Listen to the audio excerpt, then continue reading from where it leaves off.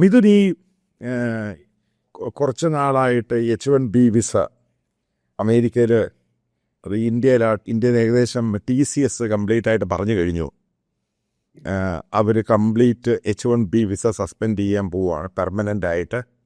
അതേപോലെ തന്നെ റിന്യൂ ചെയ്യുകയില്ല. ഇപ്പം നമ്മൾ കഴിഞ്ഞ 10 വർഷം നോക്കുവാണെങ്കിൽ ഏകദേശം 98,000 പേര് H1B വിസക്കാർക്കാണ് ഇന്ത്യയിൽ നിന്ന് TCS മാത്രം അമേരിക്ക കൊണ്ടുപോയേക്കുന്നത്. ഇത് ഒരു ടെക്കിയായ താങ്കൾക്ക് ഇതിനെ ഏത് രീതിയിൽ കാണാൻ സാധിക്കും? സാർ, ആദ്യ ചോദ്യം എന്ന് പറയുന്നത് TCSും ഇൻഫോസിസും വിപ്രോ പിന്നെ ആക്സെഞ്ച് ഇവരൊക്കെയാണ് മെയിനായിട്ട് ഈ H1B അപ്രൂവൽ കിട്ടുന്ന ഏറ്റവും ടോപ്പ്. H1B ലോട്ടറി സിസ്റ്റമാണ് ഏകദേശം 75,000 ഒരു വർഷം ഇഷ്യൂ ചെയ്യൽ. അപ്പോൾ ആദ്യ ചോദ്യം എന്ന് പറയുന്നത് സാറ് പറയുന്നത് എന്തുകൊണ്ട് ഇവർ കൊണ്ടുപോകുന്നു, എന്തിനു കൊണ്ടുപോകുന്നു എന്നുള്ളത്. ആദ്യം ഞാൻ പറയട്ടെ, ഈ പറയുന്ന കമ്പനീസ് എന്ന് പറയുന്നത് glorified man power supply companies ആണ്, ഇന്നോവേറ്റീവ് കമ്പനീസ് അല്ല. ഇന്നോവേഷൻ എന്ന് പറയുന്നത് കമ്പനീസ് ഒരു പ്രോഡക്ട്സ് കണ്ടുപിടിക്കുക. ടെക്നിക്കൽ ഫീൽഡ് പറയുന്നത് നമ്മളിപ്പോൾ കാണുന്ന സൂം പ്രോഡക്റ്റ് ആണ്. ആക്ച്വലി ഇതൊരു സൂം എന്ന് പറയുന്നത് ഒരു പ്രോഡക്റ്റ് കണ്ടുപിടിച്ചു, അത് ലോകത്തിൽ വിൽക്കുന്നു. ഈ പറഞ്ഞ ഇൻഫോസിസ് ഇവരൊന്നും പ്രൊഡക്റ്റ് ബേസ്ഡ് കമ്പനി അല്ല, ഇവരൊന്ന് സർവീസ് കൊടുക്കുകയാണ്. ഗ്ലോറിഫൈഡ് ഒരു വ്യക്തി ഇന്ത്യയിൽ കൊണ്ടുപോകുന്നു, അവരെ 10 വർഷത്തോളം ഇന്ത്യയിൽ പണിയെടുപ്പിക്കും. ടു ഹോപ്പ് അതായത് നിരക്ക് H1B1 വിസ തരാമെന്ന് പറഞ്ഞുകൊണ്ട് അവരെ നല്ലൊരു യൗവനം ഉപയോഗിച്ച് പല 2-3 ക്ലൈസിന്റെ ഇടയിൽ പണിയെടുപ്പിച്ചു, 15 മണിക്കൂർ പണിയെടുപ്പിച്ച് ഈ H1B1 വിസ കൊടുക്കാമെന്നുള്ള ഹോപ്പിൽ നിർത്തിയിട്ട് ഒരു ഘട്ടമാകുമ്പോൾ അവൻ പറയാണ് ഞാൻ വിട്ടുപോകുമെന്ന് പറയാണ് ഒരു സമയമാകുമ്പോൾ. ആ സമയത്ത് അവനെ H1B1 കൊടുത്ത് കൊണ്ടുപോയി അമേരിക്കയിലും കൊണ്ടുപോയി ഇതാ സെയിം പരിപാടി. ഗ്ലോറിഫൈഡ് പണിയെടുപ്പിക്കുക, ഓവർ ടൈം പണിയെടുപ്പിക്കുക, വീക്കെൻഡുകൾ പണിയെടുപ്പിക്കുക, മൾട്ടിപ്പിൾ ക്ലയന്റുകൾക്ക് പണിയെടുപ്പിക്കുക, പല സൈറ്റുകളും വിടുക. ഇതിനെ ഒരു ചൂഷണം, ഈ ഒരു H1B വിസ എന്ന് പറയുന്ന ചൂഷണം ചെയ്യുക. ഞാൻ ഇതിനൊരു കാര്യം ചോദിച്ചു. ഇപ്പം ഇത്രയും നാളായിട്ട് നമുക്ക് അറിയാവുന്ന ഇഷ്യൂ ആണ് അമേരിക്കൻ സിറ്റിസൺ, അവിടെ ജനിച്ചു വളർന്ന ഇന്ത്യൻ ഒറിജിൻസ് ആയിട്ടുള്ള സിറ്റിസൺ, അവർക്ക് പോലും ഇത് ഈ പറയുന്ന ടെക് കമ്പനികൾ ജോലി കൊടുക്കാൻ പറ്റുന്നില്ല. അവരെ പറഞ്ഞു വിട്ടിട്ടാണ് H1B വിസക്കാരെ എടുക്കുന്നത്. അതായത് ബേസിക്കലി ഈ ടെക് കമ്പനീസും ഭയങ്കരമായിട്ട് ലൂട്ടിങ്ങിലും സ്കാമിലും അല്ലായിരുന്നു. അബ്സല്യൂട്ട്ലി. കഴിഞ്ഞ 10-20 വർഷമായിട്ട് 90കളിലാണ് ആരംഭിച്ചിരിക്കുന്നത്. ആ 90കൾ മുതലാണ് ഏകദേശം 30 വർഷത്തോളം തന്നെ അബ്സല്യൂട്ട്ലി ചൂഷണം. ഈ ചൂഷണത്തിന്റെ പ്രതിഫലം ആർക്കാണ് പോകുന്നത്? നമ്മൾ വിചാരിക്കുന്ന പ്രതിഫലം ഈ പാവം പിടിച്ച് H1B വിസയിൽ പോകുന്നവർക്കല്ല ഇത് പ്രതിഫലം കിട്ടുന്നത്. അതിന്റെ പ്രതിഫലം മുഴുവൻ പോകുന്നത് കമ്പനി ഷെയർ ഹോൾഡേഴ്സ്.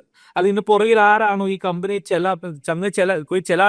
ആരോ ഒരാളെ കമ്പനി നടത്തുന്നില്ലേ, ബോർഡ് മെമ്പേഴ്സ്, CEO, CTO, അവർക്കാണ് ഇതിന്റെ ബെനിഫിറ്റ് പോകുന്നത്. H1B വിസയിൽ പോകുന്ന ഒരാൾക്ക് ക്യാപ് സാലറി 70,000 മറ്റോ സാലറി, അവനൊരു പക്ഷെ 10,000-15,000 കൂട്ടി കൊടുത്തിട്ട് ഒന്നും സമ്പാദിക്കാൻ പറ്റത്തില്ലേ? ഭാര്യയ്ക്ക് ജോലി എടുക്കാൻ പറ്റത്തില്ല, വീട്ടുവാടക, വണ്ടി, ഇൻഷുറൻസ്, കുതിര, ഒരു സമ്പാദ്യം. ആകെ എന്ന് പറയുന്നത് ഡ്രീം. ഒരു ടെക്കിയുടെ ഒരു ഡ്രീം എന്താണ്? അതായത് H1B1 വിസയിൽ അമേരിക്കയിൽ പോവുക, ജോലി എടുക്കുക, ക്ലൈന്റ് ഓൺ സൈറ്റിൽ പോവുക. ആ ഒരു ഡ്രീം മാത്രം പൂർത്തീകരിക്കുക. പിന്നെ സ്മാർട്ട് ആയിട്ട് ആൾക്കാരുണ്ട്, വേറെ അവര് പല ബിസിനസ് മുന്നോട്ട് 90% ആളുകോട്ട് എന്ന് പറയും ഇറ്റ്സ് ജസ്റ്റ് ലൈക്ക് ഒരു മിഡിൽ ലെവൽ ഫാമിലീസ്. പക്ഷെ പണം ഉണ്ടാക്കുന്ന മുഴുവൻ ഈ കമ്പനികൾ ഇതെല്ലാം തിരിച്ചറിഞ്ഞു. ഇറ്റ്സ് ലൈക്ക് കോർപ്പറേറ്റ് നമ്പർ എന്താ പറയുക, ഒരു പക്ഷെ ഗ്ലോറിഫൈഡ് ആയിട്ടുള്ള ഒരു തരത്തിലുള്ള ലേബർ ജോബ് എന്ന് പറയാം. ഗ്ലോറിഫൈഡ് ഇതിനൊരു കാര്യമുണ്ട്. ഇതിനകത്തൊക്കെ ഈ ഗ്ലോബലായിട്ടുള്ള ഗൂഗിള്, മെറ്റ, അതേപോലെ തന്നെ മൈക്രോസോഫ്റ്റ്, ഇന്ത്യയിൽ ടോപ്പായിട്ടുള്ള TCS, ഇൻഫോസിസ്, വിപ്രോ, ഇവരൊക്കെ ഇത് ചെയ്യുന്നത്. അതൊക്കെയാണ് സത്യം പറഞ്ഞാൽ ഇത് എന്തുവാണ് H1B വിസയെ പറ്റി പഠിക്കുമ്പോൾ ഇപ്പോഴാണ് മനസ്സിലാകുന്നത് ഇത് ഏറ്റവും വലിയ ദുരന്തമാണ് ഈ നടന്നുകൊണ്ടിരുന്നത്. ഇന്ത്യക്ക് ഇത് ഡ്രെയിൻ ഓഫ് ടാലന്റ്. അമേരിക്കയ്ക്ക് അല്ല ബെനിഫിറ്റ്, അമേരിക്ക പോലെ ബെനിഫിറ്റ്. ഇത് അമേരിക്ക ഒരു ബെനിഫിറ്റ് കിട്ടുന്നത്. എന്ത് ബെനിഫിറ്റ് കിട്ടുന്നത്? It's all benefit goes to corporate. അവർക്ക് ആവശ്യാനുസരണം തിരിക്കാനും മറിക്കാനുമുള്ള ഒരു കൂട്ടം ലേബർ ഫോഴ്സിനെ ക്രിയേറ്റ് ചെയ്യുക. അവരുടെ ആവശ്യാനുസരണം ഓൺ സൈറ്റിലേക്ക് വിളിക്കുക, വീക്കെൻഡുകൾക്ക് വിളിക്കുക, ജോലി സമയം കഴിഞ്ഞ് വിളിക്കുക. ഇറ്റ്സ് ഓൾ അബൌട്ട് ടെക് ഭീമന്മാരുടെ ഒരു തരത്തിലുള്ള കളികൾ, അവരുടെ ഒരു തരത്തിലുള്ള ഒരു കൂട്ടം ആളുകൾ അവരുടെ ആവശ്യാനുസരണം വർക്ക് ഫോഴ്സിനെ റെഡി ആക്കുക to do anything. That's it. അതിനപ്പുറം ഒന്നുമില്ല. അതിനകത്ത് അമേരിക്കൻ പ്രൊഫഷണൽ എത്തിക്സ്, ജോലി എത്തിക്സുമായിട്ട് നമ്മളിത് എങ്ങനെ നോക്കുവാണെങ്കിൽ പോലും ഇത് യോജിച്ച് പോകുന്നില്ല. അതൊരു വലിയ കാരണം ഞാൻ 1-2 പേരുമായിട്ട് അവിടെ, കാരണം അവർക്കൊന്നും ഇതിനകത്ത് വരാൻ താല്പര്യമൊന്നുമില്ല, അറിയാവുന്നവരുണ്ട് പിള്ളേർ. അപ്പം അവരൊക്കെ പറയുന്നത് അവർ ഭയങ്കര എന്നിട്ട് പോലും ഇത്രയും ആൾക്കാർ ഇന്ത്യക്കാർ അതായത് ചെറുപ്പക്കാർ ക്രേസി ആയിട്ട് ഈ അമേരിക്കയിൽ H1B വിസയ്ക്ക് പോകുന്നതിൻ്റെ കാര്യമുണ്ട്. ഓക്കെ, ഞാൻ ആദ്യം ഇതിനൊരു ഉദാഹരണം പറഞ്ഞു തരാം. അല്ലാതെ ഈ സിസ്റ്റം അമേരിക്കൻസ് എന്തിനാ കൊണ്ടുപോകുന്ന നമ്മുടെ പ്രേക്ഷകർക്കാരാണ് എന്തിനാണ് H1B1 വിസ കൊണ്ടുപോകുന്ന പറയുന്നത്. ഇപ്പോൾ ഈ അമേരിക്കൻസ് എന്ന് പറയുന്നത് സാറേ ഈ product develop physical products work ചെയ്യുന്നതായിട്ടുള്ള ആൾക്കാർ. അവർ ഈ കമ്പ്യൂട്ടറോ അല്ലെങ്കിൽ ക്ലൗഡ് ടെക്നോളജി അല്ല. അവരെന്ന് പറയുന്നത് ട്രെയിൻ ഉണ്ടാക്കുക, വിമാനം ഉണ്ടാക്കുക, പിന്നെ പാലം ഉണ്ടാക്കുക. They are more to physical labour, they are not in to. ആ ഒരു 90-കളുടെ കാലഘട്ടത്തിലാണ് ഈ ടെക്നോളജി വരുമ്പോഴാണ് ഈ ആപ്പിൾ അല്ലെങ്കിൽ എന്താ പറയുക മൈക്രോസോഫ്റ്റിലെ കമ്പനീസിന് ഈ ടെക്കുകൾ വേണം. ആ സമയത്താണ് ഈ ഇവരെ കൊണ്ടുവന്നിരിക്കുന്നത്. അതിനുശേഷം പിന്നെ നമ്മളിപ്പോൾ ഒരു കോഡ് ചെയ്യുമ്പോൾ ടോപ്പ് ഓഫ് ആ കോപ്പ് ഞാൻ ചെയ്യുന്ന കോഡിന്റെ ഓണർ എന്ന് പറയുന്നത് മൈക്രോസോഫ്റ്റ് ആണ്. ആ കോഡ് മെയിൻറ്റെയിൻ ചെയ്യാൻ വേണ്ടി അടുത്ത തലമുറയെ കൊണ്ടുപോകുന്നത്. അപ്പൊ ഇപ്പൊ സംഭവിക്കുന്ന വെച്ചാൽ കഴിഞ്ഞ 10 വർഷമായിട്ട് അമേരിക്കന് ബെനിഫിറ്റ് കിട്ടുന്നില്ല. ഇതിന് ഉദ്ദേശിക്കുന്ന ബെസ്റ്റ് ടാലന്റിനെ കൊണ്ടുവരിക, എല്ലാ ലോകത്തിന്റെ നാനാഭാഗത്തു നിന്നുള്ള ഡോക്ടർമാരെ, എഞ്ചിനീയർ, സയന്റിസ്റ്റിനെ കൊണ്ടുവരും. That's a whole point. ഇതിന് ആവശ്യം എന്താണ്? പക്ഷേ 10 വർഷമായി അമേരിക്ക നോക്കുമ്പോൾ ഇതിന് ബെനിഫിറ്റ് കിട്ടുന്നില്ല. No contribution happening. എന്താ കിട്ടുന്നത്? ഇതിന് benefit is going to corporates. രാജ്യം is not building product. America is not building product for last 10 years. കാരണം എന്തുകൊണ്ടാണ് മിസ്യൂസ് ചെയ്യാൻ? China is building the product. ഇതിൽ എനിക്ക് കാര്യം വ്യക്തമാക്കി അതായത് ചൈനീസ് ആർ ബ്രിങ് ചെയ്തുകൊണ്ട് ചൈനീസിൽ നിന്ന് 90-കളും 2000 തുടക്കകാലത്തൊക്കെ ഈ പഠിക്കാൻ പിള്ളേർ വരുമായിരുന്നു. ഈ സെയിം ലൈക്ക് ഇന്ത്യൻസ് പോകുമായിരുന്നു പോലെ.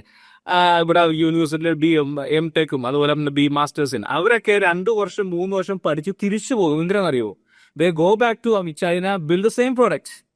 അവർ 3 വർഷം ആ ജോലി എടുക്കത്തുള്ളൂ. കാരണം അവർ ഉദ്ദേശിക്കുന്ന പറഞ്ഞാൽ അമേരിക്കയിൽ വരിക, അമേരിക്കൻ പ്രൊഫസേഴ്സ് പഠിക്കുക, ഇവിടെ 3 വർഷം പഠിച്ച് ഹാൻഡ്സ് ഓൺ ആവുക, തിരിച്ചു പോയി സെയിം പ്രോഡക്റ്റ് അവിടെ ഉണ്ടാക്കുക. ഇന്ന് ചൈനയുടെ എല്ലാ പ്രോഡക്റ്റും ഉണ്ട് അമേരിക്കയുടെ. Everything is they can build any product. Even V2ന്റെ കോപ്പികളുണ്ട് അവരിൽ. Work doesn't matter. They have the product. നമ്മുടെ ആൾക്കാർ എങ്ങനെയാണ്? നമ്മുടെ ആൾക്കാർ ഇവിടെ വരുന്നൂടെ ജീവിക്കുന്നു. It's okay. നമ്മൾ കുറ്റന്മാരും നമ്മളെല്ലാവരും ഇപ്പം നാട് വിട്ട് വന്നവരാണ്. അതിൽ ആ വിഷയത്തിൽ കിടക്കുന്നില്ല.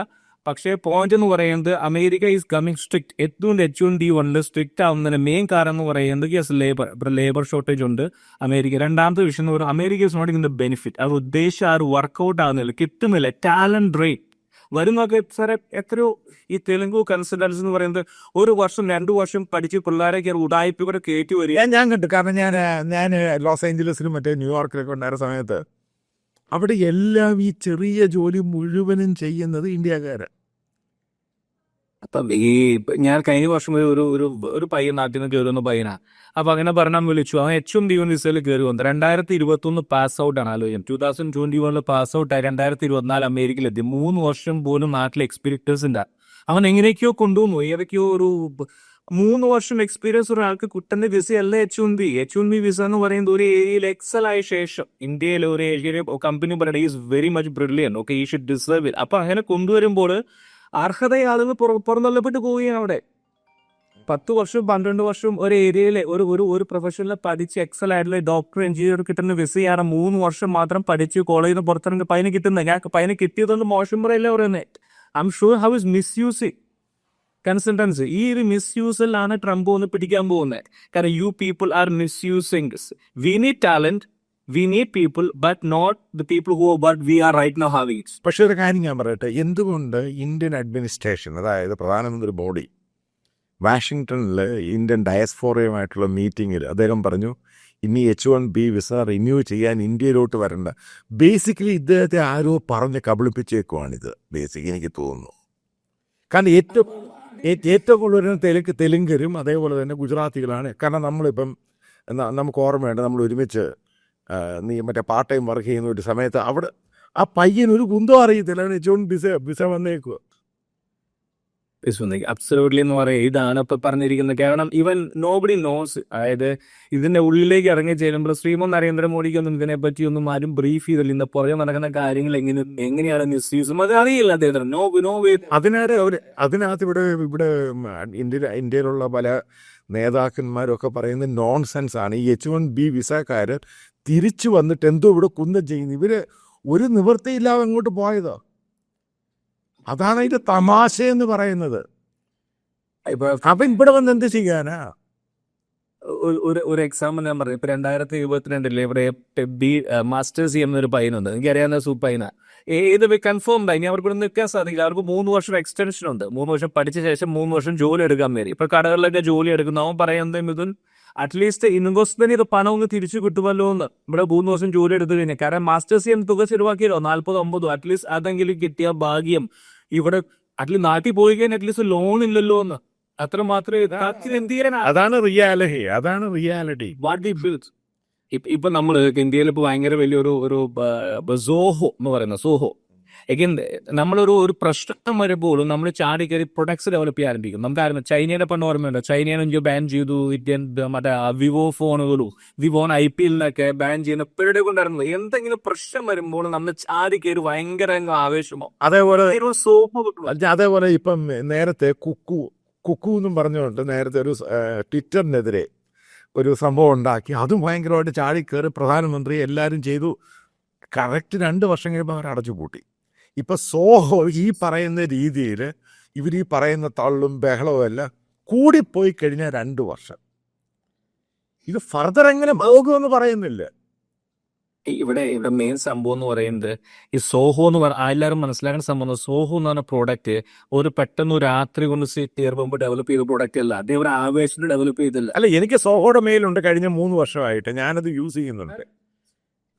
നല്ല സർവീസാണ്, നല്ല സർവീസ്, വെരി ഗുഡ്. നല്ല മൈക്രോസോഫ്റ്റ് പോലെ. അപ്പൊ അതുകൊണ്ട് നമ്മൾ മനസ്സിലാക്കുന്നത് പറയാം, അതുപോലെ പ്രോഡക്ട്സ് ഡെവലപ്പ് ചെയ്യാൻ നമ്മൾ പഠിക്കണം. ആവേശം കൊണ്ടല്ല വരുന്നത്. പെട്ടെന്ന് അമേരിക്കയുമായി പ്രശ്നമൊന്നും മൈക്രോസോഫ്റ്റ് ആണെന്നില്ല. ഒരു ലോങ് ടേം വിഷൻ ലോഞ്ച് ചെയ്ത് എന്താ പറയുക, സ്റ്റാർട്ടിങ് ഫ്രം ദ കോളേജ് മുതൽ ആരംഭിക്കണം. ഈ ടാലന്റിനെ പുറത്തു കൊണ്ടുപോകാതിരിക്കും. അവർക്ക് അവസരങ്ങൾ കൊടുക്കാതെ അവർ പുറത്തു പോകുന്ന പറയുക, അവർ തിരിച്ചു വന്ന ഇവിടെ കൊടുക്കാൻ പോകുന്നു. ഈ കോർപ്പറേറ്റ് ചിന്താഗതി, അതായത് എന്താ പറയുന്നത്, ലാഭം മാത്രം എന്റെ സ്വന്തം സുഭദ്രയും കുട്ടികൾക്കും എന്റെ വീട്ടുകാർക്കും മാത്രം കൊണ്ടുപോകുന്ന ഒരു പരിപാടിക്ക് പോയി കഴിഞ്ഞാൽ തിരിച്ചു വരുന്നവരെ മഹാകഷ്ടമാണ് സാർ. ഇവിടെ എല്ലാവരും എങ്ങനെ പിടിച്ചേക്കാൻ സാധിക്കും? എനിക്കറിയാം, കാരണം ഞാൻ ഈ പല ആവർത്തി വന്ന് ഞാൻ പല ആൾക്കാരെയും കണ്ടിട്ടുണ്ട്. ഇവരുടെ പല ആൾക്കാരുടെയും പല BJP ലീഡേഴ്സിൻ്റെ ഇവരുടെയൊക്കെ ധാരണ, ഈ ഇവിടുന്ന് ഓരോ ലീഡേഴ്സ് അവിടെ പോയി കഴിയുമ്പോൾ ഇവർ കാണിക്കുന്ന ഈ പേക്കൂത്തുകളാണ് ഇവരുടെ ധാരണ വലിയ സംഭവമാണ്. അവിടെ ജോലി ചെയ്ത് ജീവിക്കുന്നവൻ്റെ പാട് അവനെ അറിയത്തുള്ളൂ. രണ്ടറ്റം H1B 2 അറ്റം മുട്ടിക്കാൻ കഷ്ടപ്പെടുന്ന ഒരാളുടെ എല്ലാ H1B നല്ല പറയുന്നത് ഭാര്യയ്ക്ക് ജോലി എടുക്കാൻ സാധിക്കില്ല. ഭർത്താവ് ശമ്പളം കൊണ്ട് അവർ മുന്നോട്ട് പോകുന്നത്. ഇതിന്റെ ബെനിഫിറ്റ് ഉണ്ടാക്കുന്നത് ഇറ്റ്സ് ഓൾ അബൌട്ട് കോർപ്പറേറ്റ് കമ്പനികൾ മാത്രമാണ്. H1B ഡിസൈൻ ചെയ്യുന്ന കോർപ്പറേറ്റ്സ് ആണ്. ഈ ഒരു സമരം അവർക്കെതിരെയാണ്. ഇതിനെ എന്നും കയറും ആറായിരം പറയാ. ട്രംപ് പറയുന്നത് they want to modernise it. 10-15 വർഷമായി 20 വർഷമായിട്ട് ഒരു സമ്പ്രദായം നടന്നുകൊണ്ടിരിക്കുന്ന കാലം അത് മാറ്റം വരുത്തേണ്ടത്. ഇതിനകത്ത് മാറ്റം വരുമ്പോൾ ശരിയാണ് നമുക്ക് ഇന്ത്യൻസിന് പ്രശ്നമുണ്ട്. ഒരുപാട് പേർക്ക് പ്രശ്നം വരുന്നതായിരിക്കും. നിങ്ങൾക്ക് വിസ റിന്യൂ ചെയ്യാൻ സാധിക്കില്ല, സ്റ്റുഡന്റ് വിസ ഇനി കൊടുക്കില്ല, അവരെ പ്രശ്നങ്ങളാണ് ടോട്ടലി. പക്ഷേ അഗൈൻ ലോബിങ് ഇന്ത്യ നഷ്ടപ്പെട്ടിരിക്കുകയാണ്. ഇന്ത്യ ഹാസ് നോ ഒരു പവർ ഇല്ലാണ്ടായിരിക്കുകയാണ്. ഇന്ത്യൻ കമ്മ്യൂണിറ്റി ടാക്സ്പെറ ഏറ്റവും കൂടുതൽ ടാക്സ് അടക്കുന്ന കമ്മ്യൂണിറ്റി ഇന്ത്യയിലാണ്. അമേരിക്കയിൽ ഏറ്റവും ആയിട്ടുള്ള ടാക്സ് അടയ്ക്കുന്നു. ബിസിനസ്സുകളും നമ്മൾ ജൂഷിന് അത്രയൊന്നും വരില്ല. എന്നാൽ പോലും ജൂതന്മാരുടെ ഒരു ഹോൾഡിന്റെ ഒരു 10% പോലും നമുക്ക് ഇപ്പൊ പലരും അറിയാനും ജൂതന്മാരോട് വർഷങ്ങൾക്ക് മുമ്പ് വന്നോ ഇന്ത്യക്ക് 50 വർഷമായിട്ടുള്ളൊരു അല്പം പോലും അത് എന്തുകൊണ്ടാണ് സാറെ വ്യക്തമാക്കി ചോദിച്ചു കഴിഞ്ഞാല് നമ്മുടെ കൂട്ടത്തിൽ തമ്മിൽ തല്ലു തന്നെ. എനിക്ക് അവനെ കണ്ടുകൂടാ, അവൻ ഇവനെ കണ്ടുകൂടാ. അതുകൊണ്ട് മാത്രമാണ് നമ്മുടെ സമൂഹം. നമുക്ക് ഇത്രയും വർഷങ്ങൾക്കൂടെ എന്തോരം MP-മാർ ഇവിടെ സെനറ്റേഴ്സിന് കോൺഗ്രസ്മാനെ കൊണ്ടാക്കാൻ സമയം കഴിഞ്ഞു. പക്ഷെ ഒരു ഇന്ത്യക്കാരൻ തന്നെ നമ്മൾ പിടിച്ചു പുറത്താകും. എന്തിനു ഫോർ എക്സാമ്പിൾ പറയുന്നത്, ഒരു സമാജങ്ങളിൽ പോലും അടിയാണ് ഇവിടെ പല സമാജങ്ങളിൽ 2 വിഭാഗമായി പല അടിച്ചിരിക്കും. പക്ഷെ മോദിയൊക്കെ വെൽക്കം ചെയ്ത ഡയസ്പോറ വലിയ യുണൈറ്റഡ് ആയിട്ട്. പക്ഷെ എനിക്കതിനകത്തും ഈ ട്രംപ് ഒന്ന് പിടിച്ച് വരട്ടി കഴിയുമ്പോൾ എല്ലാവരും കൂടെ പേടിച്ചങ്ങ് പുറകിലോട്ട് പോയി. ഞാൻ ഇന്ത്യൻ കമ്മ്യൂണിറ്റിനെ പറയുന്നവരൊക്കെ ആയിരുന്നു, ഈ എയർപോർട്ടിൽ പോയി ചെണ്ട കൊട്ടിക്കഴിഞ്ഞാൽ സ്വാധീനം ഉണ്ടാകുമെന്ന് ചിന്തിക്കാൻ തുടങ്ങി. ഓക്കെ, ശ്രീമാൻ മോഡി വരുമ്പോൾ എല്ലാ എയർപോർട്ടുകളിൽ ഒരു കൂട്ടം ആൾക്കാർ ചെണ്ട കൊട്ടും, തിലകമായി പൊട്ടും. അവർ വിചാരിച്ച് ഈ ചെണ്ട കൊട്ടുന്ന വീഡിയോ അവിടെയുള്ള ലോക്കൽ ഏരിയയിൽ മുഴുവൻ ചാനലിൽ കാണിക്കുമ്പോൾ സ്വാധീനമാകുന്നതാണ്. സ്വാധീന ചുരുത്തരങ്ങളിൽ ലോബിങ് എന്താന്ന് പഠിക്കണം പോയിട്ട് അതാണ് പറ്റിപ്പോകുന്നുണ്ടോ. വലിയ പ്രശ്നം വലിയ പോയി. കാരണം ടാരിഫ് സമയത്ത് മോദിയും ട്രംപുമായിട്ട് അടി ഉണ്ടായി കഴിയുമ്പോൾ കംപ്ലീറ്റ് ലോബിയസ്റ്റിനെ ഇന്ത്യ പിരിച്ചു വിട്ടിട്ട് പുതിയ ആളിനെ റിക്രൂട്ട് ചെയ്ത് പണം കൊടുത്തു. അപ്പം ഇത്രയും നാളും ഈ ചെയ്തുകൊണ്ടിരുന്ന ബ്ലണ്ടർ ആയിരുന്നു. അതല്ലേ സത്യം. 110% വളരെ അതായത് ഒരു മായാലോകത്ത് ജീവിക്കാന്ന് പറയും, യാഥാർത്ഥ്യമായിട്ട് യാതൊരു പൊരുത്തവും ഇല്ലാതെ. ഓക്കെ, എന്താണ് നമ്മുടെ ഇപ്പോഴാണ് ഈ ഒരു 2025 കാലഘട്ടത്തിലാണ് നമ്മൾ പറയുന്നത് we have to be self sustain, നമുക്ക് ആശ്രയിക്കാൻ സാധിക്കില്ല, ആനയാണ് കുതിരയാണ്, അങ്ങനെയുള്ള ഇപ്പോൾ കാര്യങ്ങളെ കുറിച്ച് മുൻപൊക്കെ എന്തുകൊണ്ട് ചിന്തിക്കുന്നില്ല? Start focus. പക്ഷെ ബേബി സ്റ്റെപ്പ് വേണം തീർച്ചയായിട്ടും. ഇന്ത്യ നീല ബേബി സ്റ്റെപ്പ് ഇന്ത്യക്ക്. അപ്പോൾ അത് നമ്മൾ സപ്പോർട്ട് ചെയ്യും, നോട്ട് ലേറ്റ്. പക്ഷേ നമ്മുടെ ലോബിങ് എന്താണെന്നും എങ്ങനെയാണെന്നും നമുക്ക് ഇതുവരെ മനസ്സിലായിട്ടില്ല. കാരണം എന്തുകൊണ്ടാണ്? അവനവന്റെ വീട്ടുകാർക്ക് വേണ്ടി മാത്രം, എനിക്കും എൻ്റെ കുടുംബത്തിനും മാത്രം എന്നുള്ള ചിന്താഗതിയുമായിട്ട് വിദേശത്ത് നിന്ന് കടന്നു പോകുന്ന ഇവിടെ നിന്നു വെട്ടിപ്പിടുത്തം. അത് വെട്ടിപ്പിടിക്കുന്നതിൽ നമ്മൾ മിടുക്കന്മാരാണ്. ഞാനും എൻ്റെ കുടുംബം മാത്രമേ വെട്ടിപ്പിടിക്കാൻ പാടുള്ളൂ കേട്ടോ, വേറെ